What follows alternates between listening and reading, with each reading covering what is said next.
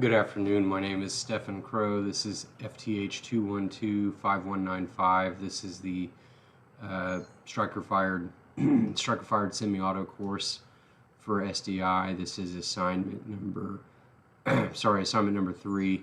Trying to pull up my dual screen my camera and my the text. So field strip of the weapon. First thing we'll do is show the weapon and show that it is clear with a visual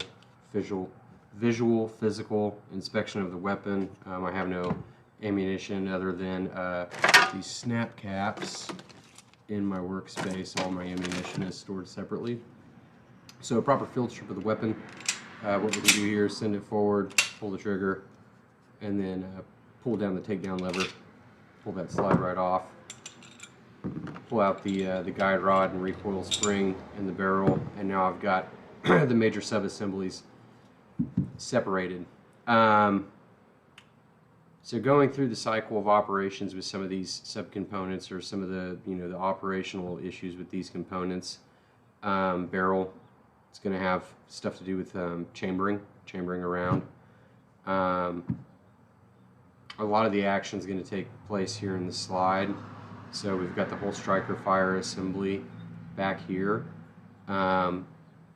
Firing pin comes out of the striker fire assembling up here in this portion of the slide. We've got our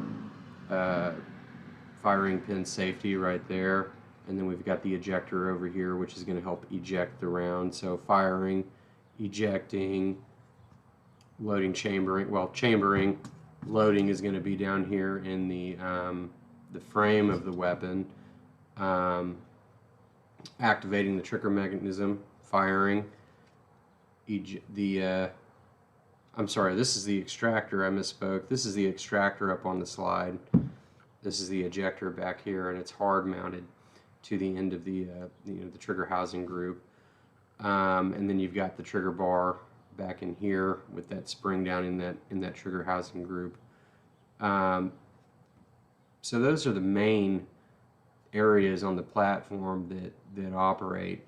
And if I had to pick an area which I wanted to see function better, I would really like to see the interaction of this whole trigger group back here. How whenever a round is fired and the blowback occurs and the slide goes back and slide goes forward, and that striker assembly group comes in contact with the top of this trigger bar, and how everything resets, how this action bar moves whenever you're moving the trigger. I just think all that's really fascinating, and it's hard to see. I know there are some videos online that show it on YouTube that kind of show, part of the frame will go away and they really show how these inner parts work together. But that's always been fascinating to me. And of course mine already looks a little bit different because I'm impatient, so I ordered the Tyrant pins, which fit way better and aesthetically look better. Tyrant extended mag release. I've got a mag well. Tyrant ITTS trigger. One of the areas I clearly did not show finesse on in my previous video was installing this rear slide cover. I installed it fine, but when I went to take it back off, it was a little stuck, and I said, well, I'll put my screwdriver in there and that'll help me start it a little bit and put that pressure on with my thumb to pull it out, and I marred the whole back of it with the screwdriver. So I said, well, I'll just replace it with this aluminum piece, and I just like it better. Anyway, back to my level of readiness to troubleshoot this platform now, and I've spoken about it in discussion. I've got, mainly what I have the most of is hammer-fired weapons, semi-auto and revolvers. I've built a P320 that I put a lot of extensive work into, so I had experience with putting one together, but that one is significantly different because it's a whole fire control group, fire control unit that you put in, and it's just a little bit different, whereas this one had a lot more moving pieces, really putting all these small springs and everything really together.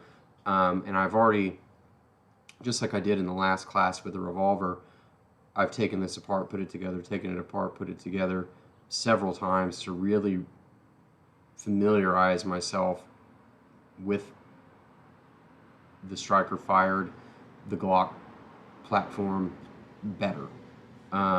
This is, one of the most popular series of handguns in the world. They're used in police, militaria, personal defense. I mean, I think SIG might be selling a little bit better right now with the 365, but for years it was the Glock 19, and now, the 43X, 43X MOS. I've got one of those for my wife in the safe, and I actually have to troubleshoot it because the first couple of rounds I put through it, I was getting stovepipes, and I know how to shoot really well. I'm pretty self-aware of that, and I tried adjusting my grip, I tried adjusting a few things, and it just kept continuing to happen. So now I know to look at the ejector and to look at the extractor and see if maybe there's an issue with that. So I'm going to take it back out to the range again and give it another go and see what I can really assess from there. But I've never seen that happen with a new gun, and I mean, I couldn't even get through one mag. It was pretty disappointing. So I feel like I'm much more ready after just these 3 weeks of really diving into this and taking this apart as many times as I have, and understanding how these parts work together and what their function is internally and their overall what all the parts together overall, what they accomplish. I'm a lot more confident in that. So to do the go, no-go real quick, pop out and I just did this off screen just to run through it. Pretty blatantly obvious whenever you stick them in. I threw this in the barrel, throw that barrel on the slide. This is my go, and then my barrel, is that the go? Is that the no-go? That's the go. So look at that, perfect. Barrel meets up into the slide, perfect, exactly how it's supposed to go. That this go round is perfectly chambered. I mean, there's no gap there at all. It's perfect. But whenever I threw that no-go round in, and you can tell just by looking at them that the, what would be the rim on this one's significantly thicker. Trying to. That's clearly going to be what's making this check accurate. I tried to fit it in, and I can't even get it to close. So the no-go doesn't fit at all. I can't even put a feeler gauge in there, nor do I have one thin enough. I've got a really good set, but they're not as thin as a 9mm, the dimensions of that 9mm round, but it doesn't even fit. So, really confident that, this case, this rim, it slipped right behind that ejector just like it's supposed to if you were putting a real round in or a snap cap or something that's supposed to actually fit. So I really do. I love getting these go, no-go gauges. I've looked at buying more of them. I like having the ones for the 308 and the 38 special like we've got in our previous classes. I really need to start getting more of them. They get kind of pricey, but I've got a lot of Russian rounds, 7mm Mauser, 8mm Mauser, weapons that have been completely torn apart. They were in pieces when I bought them, or I bought one piece and started building it from there. And I really need to get some stuff to do some safety checks on those before I do any live fires. I